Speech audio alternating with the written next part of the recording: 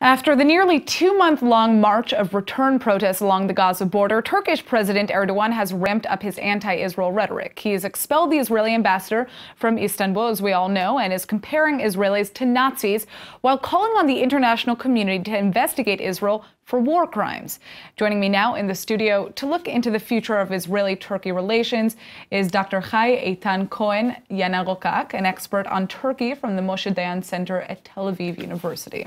Thank you. Thanks for joining us. Thank you very much. All right, so Turkey was the first Muslim country to recognize Israeli independence. Yeah. How did we get to where we are from there? Okay, it was 1949, and as you said, Turkey was the first country, but until then, I mean, there were so many different, so many changes in Turkey. We had some secular governments, but later in 2002, the Justice and Development Party of Recep Tayyip Erdogan, who is considered as an Islamist party, came to power in Turkey. And after that, after let's say 2008, 2009, after he began to get rid of the Turkish army, which was considered as a natural ally of the Israeli Defense Forces in Israel, so he began to, let me say, implement his own agenda. And as a result, we began to see a deterioration of the Israeli-Turkish relations. And it was gradual, but it was very obvious. And of course, we had this normalization process, but this normalization process was not a genuine one because he always attached to the quality of the relations with Israel with the Palestinian question. Right. So that was the that's what I'd like to ask you about. You know, is Erdogan using Israel as a punching bag to gain favor with other Muslim countries, perhaps, or does he believe the things that are coming out of his mouth?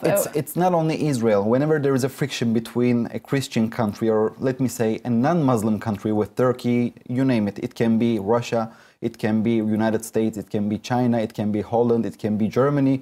So he's observing, he's getting his surveys, and he understands that whenever there is a friction, he's getting more support at home. So he's trying to translate this anger to support because since we are approaching to the Turkish elections on 24th of June, so he's a little worried. Let me say, just today Turkey is experiencing a very harsh economic crisis. Today, dollar just faced 4.9 Turkish liras. For more than a decade, this was Turkey did not experience such a low.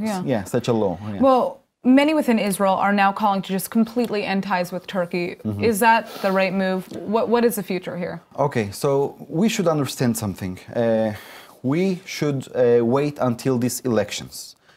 If after the elections, if the Turkish administration will implement new sanctions, like new economic sanctions, as they are saying right now, in order to get the public approval in Turkey, if they will fulfill all of these measures, so we can also talk about